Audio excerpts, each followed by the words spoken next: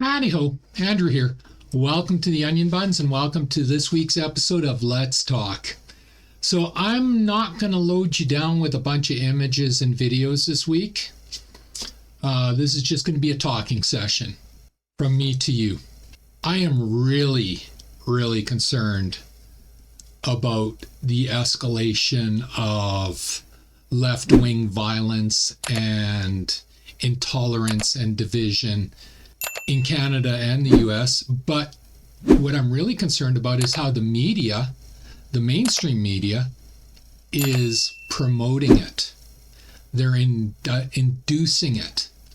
They're inciting it. And they're doing that through lies. I know most people don't bother to check the facts when they see these newscasts. And these newscasts are loaded with falsehoods and lies, and this was made possible by Justin Trudeau and Mark Carney in Canada. They changed the News Act that allows the mainstream media to lie, and they have been using this to great extent over the last week since Charlie Kirk was assassinated. They have been misleading the public. They have been lying to the public. We have the facts now, for the most part. I personally still think this kid is not smart enough to truly plan all of this himself. There is a handler behind him. Somebody who orchestrated it, manipulated him, indoctrinated him, got him to believe this crap, and then he was weak-willed enough that he carried it through. So I'm not calling him a victim because what he did is unforgivable and he will die for it. But he's also not the biggest threat. To me, the threat is the person behind him that's pulling all the strings.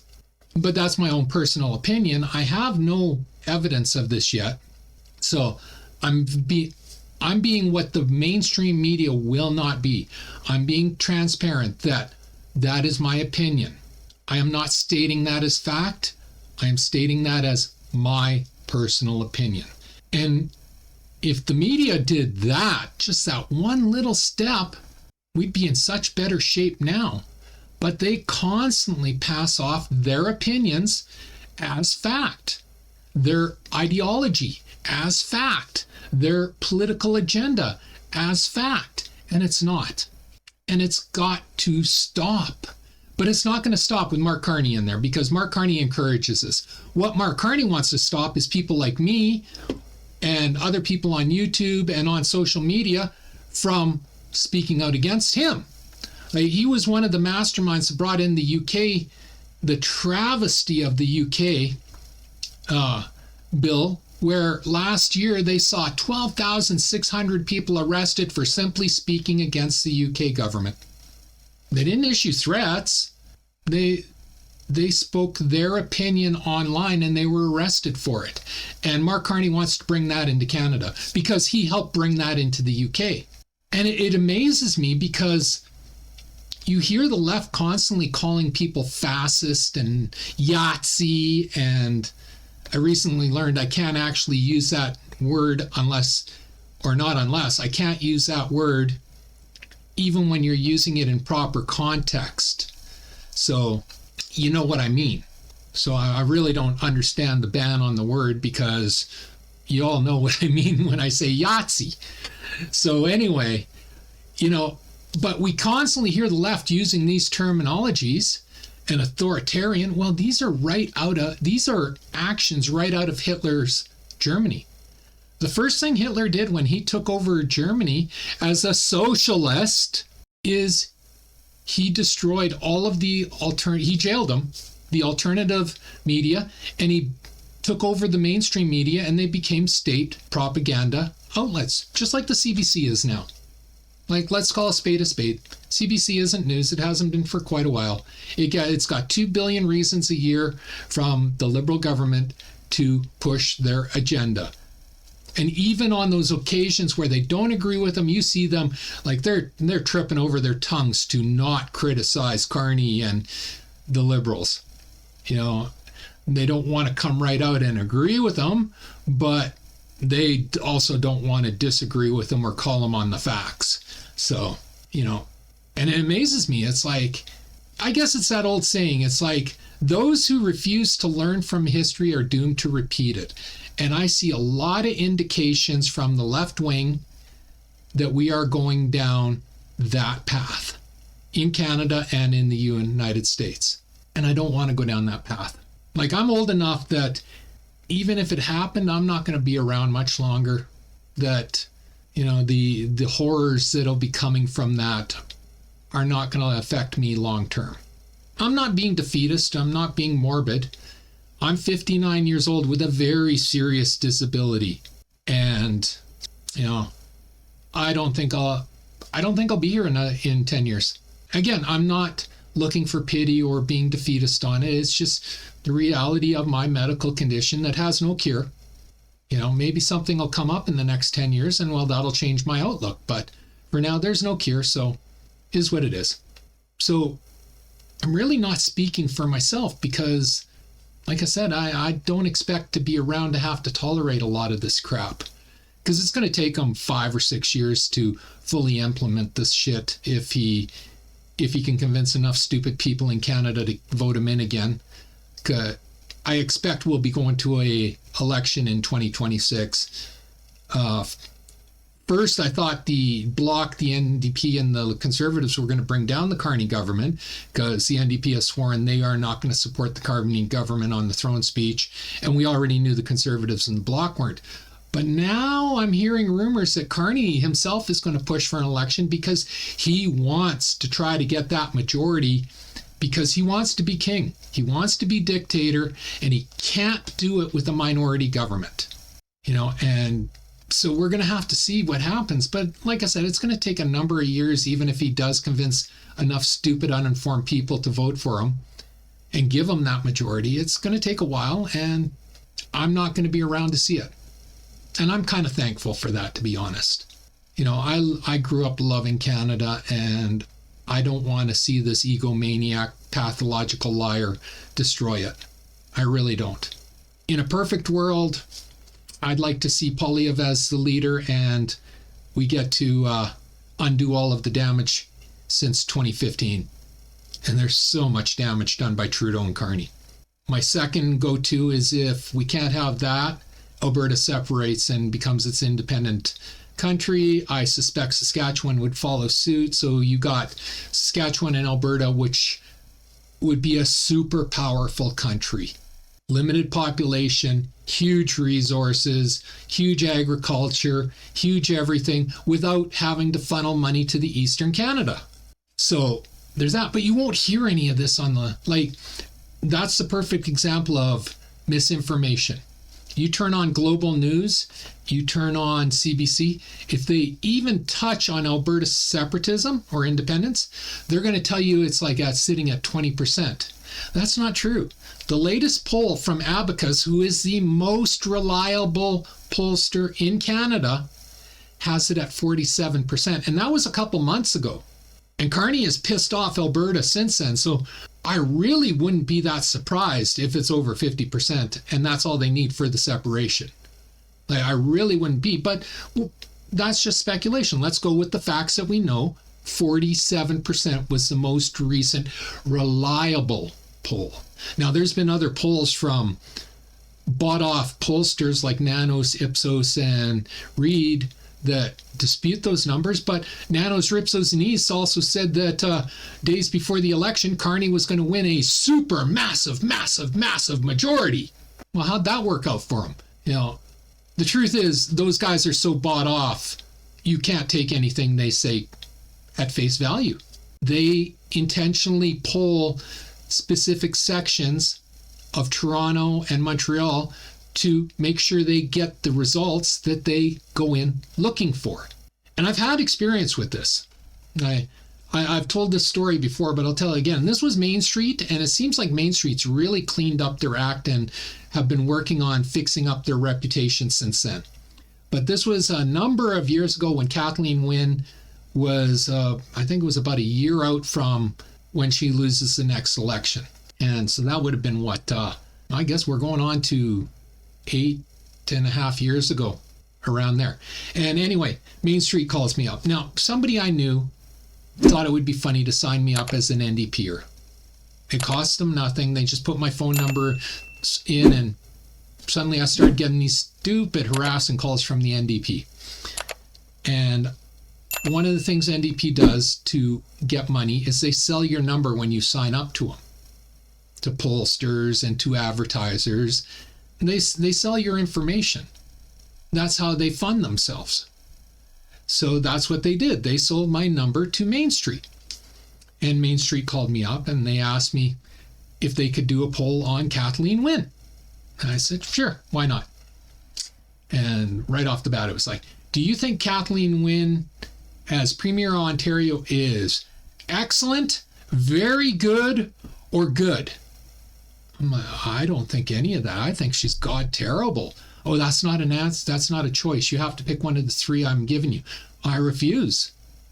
She doesn't apply to any of this. She is horrible. And the girl is like, okay, I'll put you down as undecided.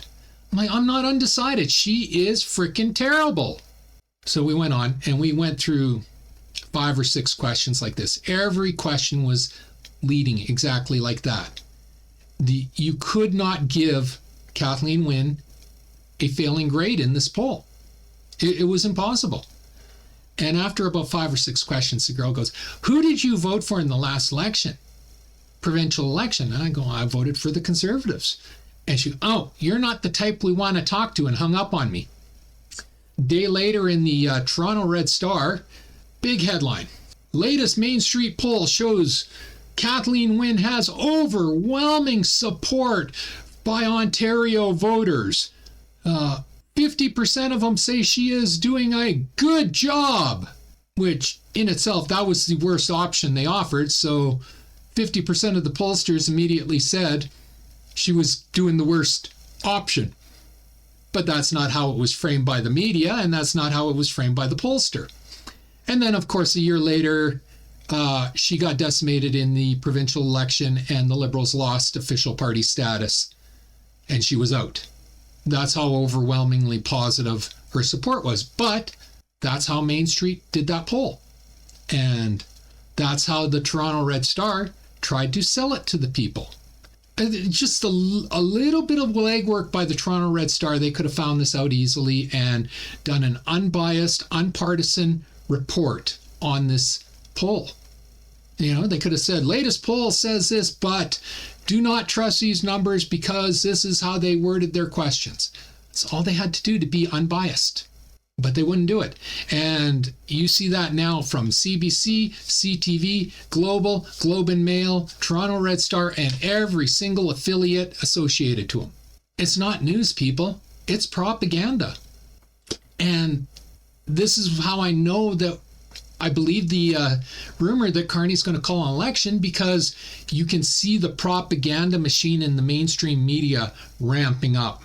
They're ramping up, and they're spinning, and they're spinning, and they're spinning, and they are trying to convince their dwindling readership, because it really is dwindling, that Carney is the savior of Canada, and he's not. Like, there is absolutely no evidence to support that claim. None. You know, there was a recent, Carney did a press op yesterday where he was standing in front of these modular homes.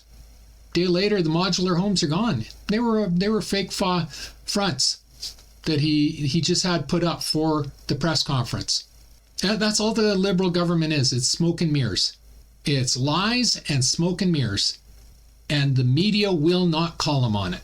I do have a video on that I'm going to play right now because it's important you see it, because the media is not carrying this story. So give me a second here. All right, here we go. This is Barbara Ball. This is who ran against Mark Carney in Nippon. And unfortunately, she was unsuccessful. She faced a horrendous amount of harassment that went unreported by the media. Her signs were being destroyed. There was vandalism on her building, and the media, mainstream media, absolutely ignored it. So she is filming this herself. It's only a 22-second clip, but behind her is where there was these massive modular homes just a day earlier. Take a look. Hey Nepean, I am at the location of Prime Minister Carney's housing announcement a few days ago, and there is nothing here. So all those buildings were brought in just for the photo op. Yep.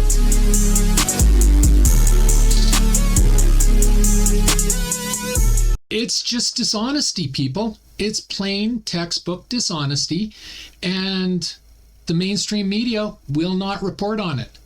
You know, I have a 87-year-old mother with dementia, and you know she's conditioned to watch CBC because back when I was a kid, we got 3 channels, and it was CBC, a channel called CFRN. It's now CTV, but it was regional in Edmonton, and a French channel. And then when I think when I was about 12 or 13, we got ITV, which is now become global. Again, regional channel, but got bought out by a conglomerate. But that's all we had. So to get the news, we watched CBC, and she was conditioned that. So now she's 87 years old, she watches CBC, and then she'll mention stuff, and I'll go, well, yeah, Mom, but that's not correct. And I'll start pointing out things, and she'll get so frustrated. She'll be, well, why aren't they telling me that? And I'm like, because they don't want you to know that. They only want you to know this part of the story that they want to present. Which brings us back to, it's not reporting, it's not journalism, it's propaganda. It's the exact same thing Hitler did in Nazi Germany. That's what it is, people. And I'm so frickin' tired of it. I really am. We need people to wake up and understand that they are being lied to. They are being manipulated. They need to look out to independent sources. I don't know what it'll take. Like, I know this one guy, he's a far left radical socialist here in Edmonton. And this was about 9 months ago or so. We were having coffee. The last time I actually spoke to him. And it was the Falkland, BC fentanyl lab had just been raided a couple days earlier. And for those that don't know, that was the largest fentanyl seizure in the world at the time. I don't know if there's been one since, but at the time it was the largest fentanyl lab, largest fentanyl seizure, and it was on the border of the United States and Canada. And he was doing his, he suffers huge Trump derangement syndrome. And he was doing his, we don't have a fentanyl problem in Canada. I'm like, yeah, we do. We have a crisis. And he's like, no, we don't. That's just right-wing propaganda. I go, for bleep's sakes, they just raided a super lab in Falkland, BC, on the border of the United States and Canada, the largest fentanyl lab ever to be raided in the world, with the most amount of fentanyl ever seized. And he looks at me like he literally did this. Swords. Almost punched him. If I'm being quite honest, I almost punched him. But I told him to look up his phone because I'm sick of left-wingers. Left-wingers love to do that. They love to demand sources that they don't care about, and they love to pretend something didn't happen. I didn't see that. I just had that with Charlie Kirk. You know, we see this horrendous amount of videos all over the internet of these lunatic left-wingers celebrating and cheering his murder. And then I had one come on my Facebook like, Andy, I haven't seen any of this. I'm like, turn on X, turn on Reddit, turn on YouTube. I haven't seen any. And he just kept repeating it. I haven't seen it. It's like he thinks if he just, it's the old saying. If you repeat a lie enough, it becomes truth or journalism. And that's what he was trying to do. It's like, I could have posted the links. He wouldn't have looked at them. So I sent them to X. He didn't look at them. So, and that's what this guy was doing. So I just said, look at your fucking Google. So he Googled, oh, I guess this one really did happen. Almost punched him again. I detest liars, and I'm not a liar. And he knows that. He's known me for 30 plus years. He's just being a left-wing dickhead. And I'm like, yeah. He goes, but that doesn't prove any of the fentanyl was going to the States. I'm going, it's being made on the border of Canada and the US. Of course, it's going to the States. It's getting sent into Canada and it's getting sent in the States.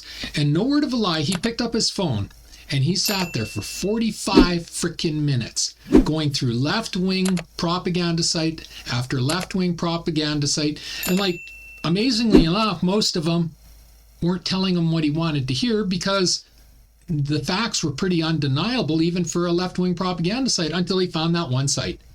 He found that one libtard left-wing site that said all the fentanyl was going overseas. None of it was going to the States. And he told, see, I was right. Oh, fuck off. I just dropped it. It's like, if you're being that intentionally dense, what can you say to these people? There's nothing you can say to these people. But that story had a one-day cycle in the news on the mainstream media. One day. That's the equivalent of in the old days when it was a newspaper, it being buried on page 56 or something. Small little 2-paragraph story buried in the back end of the paper. That's what they were doing with the story. They were trying to pretend it didn't happen, but it was news. They had to report it, so they reported it and dropped it fast. So this is our mainstream media, people. Like, we need the mainstream we need to get rid of the left wing so that we can correct the journalism laws so that these journalists, and I say that very loosely, start reporting the news. Ideally, there should be no partisan agenda in the news. They should be reporting the facts. Here are the facts, and if they want to go into opinion, they present the left-wing opinion and they present the right-wing opinion in equal amounts. And then they leave it up to the viewer, the reader, on what they want to agree with, what they don't want to agree with. That is journalism. What we have now is propaganda, plain and simple. Pure, unadulterated propaganda, state-funded. The CBC gets $2 billion a year from the Liberals. CTV, Global, Globe and Mail, Toronto Red Star, they share in a $600 million slush fund every year by the Liberals. I mean, their viewerships are so low that they wouldn't exist without that Liberal slush fund. But their viewerships are low because they're not journalists anymore. They're not media anymore. They're propaganda, and people are tired of the propaganda. You know, you'll still have your hardcore liberal, but they can't support anything. If all the failures in Hollywood have taught us anything, is these far left radicalized extremist lunatics are not large enough in number to support any of these guys. Oh, they'll make 100,000 social media accounts to try to pretend their numbers are bigger, but they can't do it.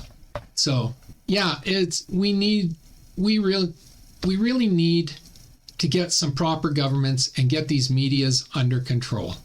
You know, and that includes the social media outlets too. It's like, I don't watch The Rebel because it is right-wing propaganda for the most part. You know, but it's not funded by the Liberals, so I have a little bit more tolerance for them because they're playing to their base so that they can be funded and stay in existence and have jobs. Okay? The mainstream media, they don't have that excuse because they are funded, you know, and they're given a platform. They're not just on YouTube, they are on your TV. Like, you buy a cable package, your money is going to CBC Global and CTV, even if you don't want it to.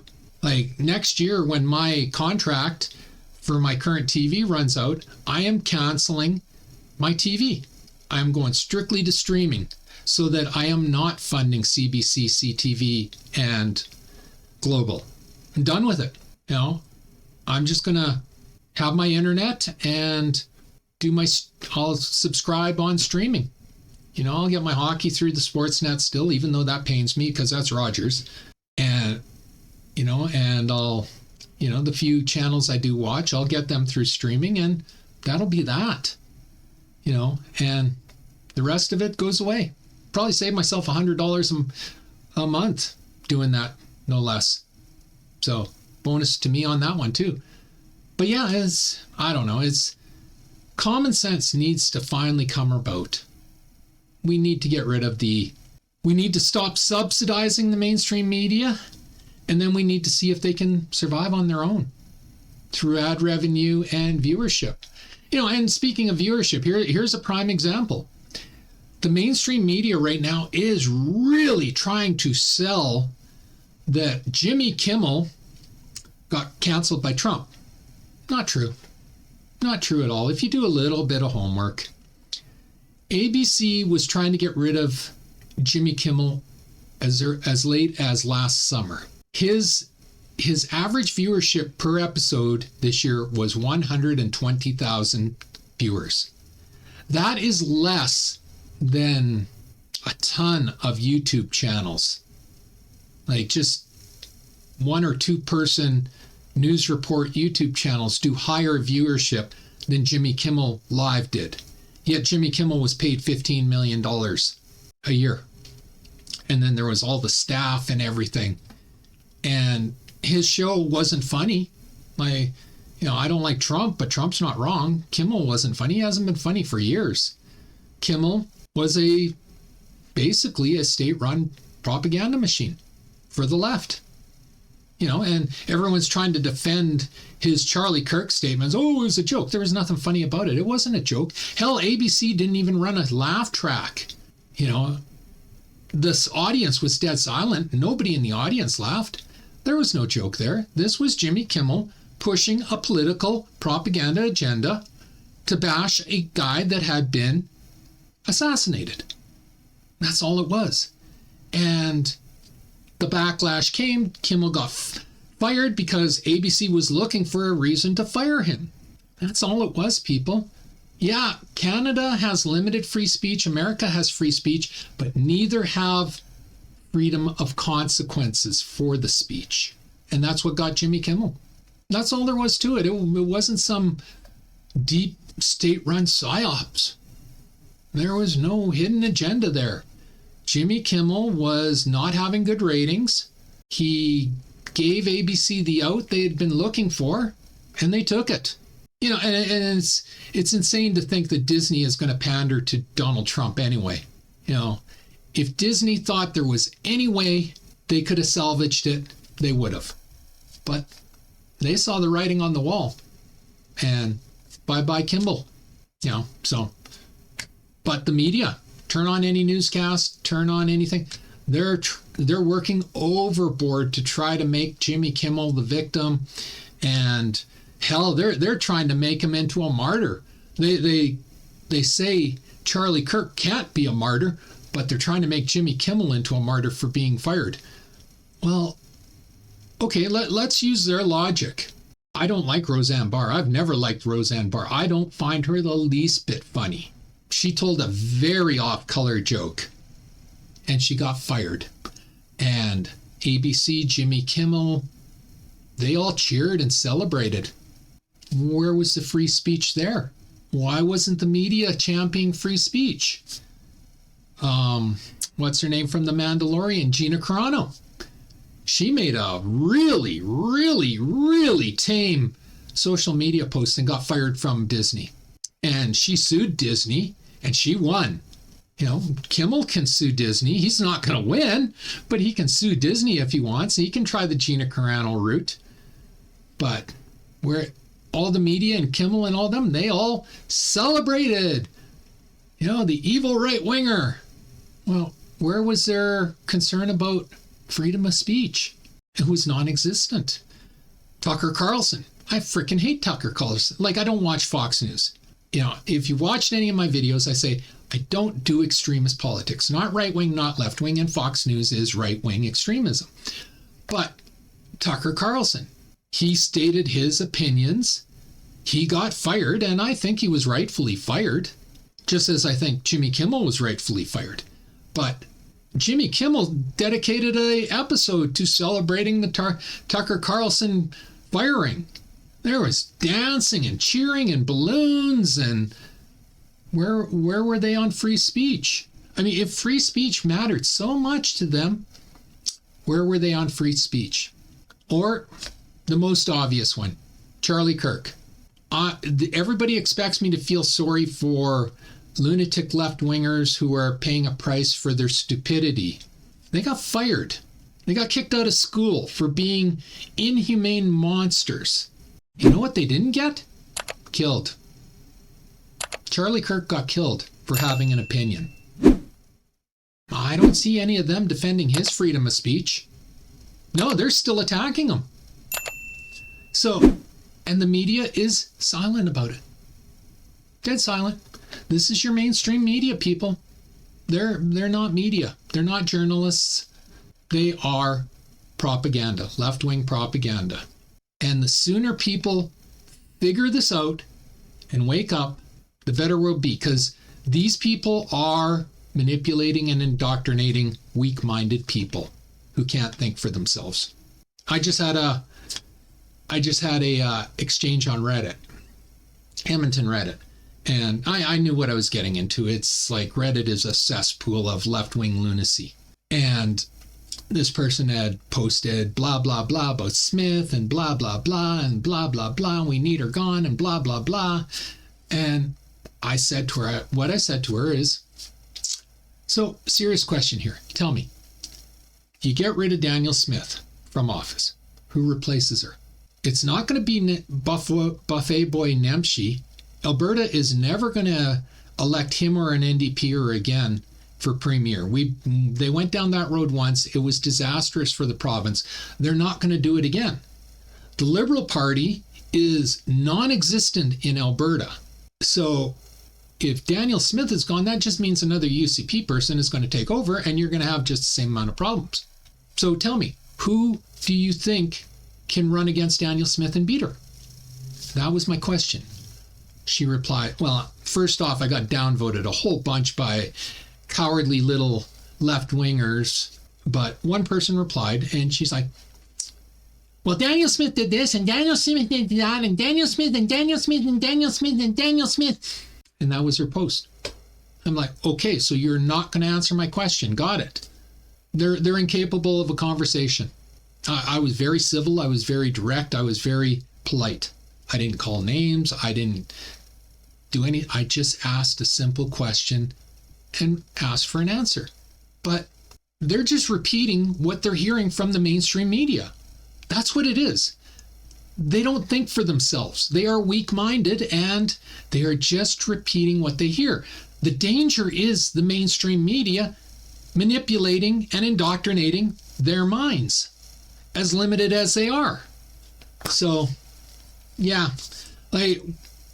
that's my Lex talk, because I find it really frustrating. And we need people to wake up already. Wake up. Wake the hell up. And yeah, that's my video for today. If you like this video, leave a like, a subscribe, and a share. I'm trying to grow my channel, and a like, a subscribe, and a share does me wonders, and I do appreciate it. It takes 1 second to subscribe, costs you absolutely nothing, helps me immensely. Just hit the subscribe button on the bottom of the screen. Always feel free to leave a comment, good or bad, agree or disagree. It gets us interacting, and it really does help me with the YouTube algorithm. And as always, pew, pew, pew, and shit. Thanks for watching. Have a great day. Bye.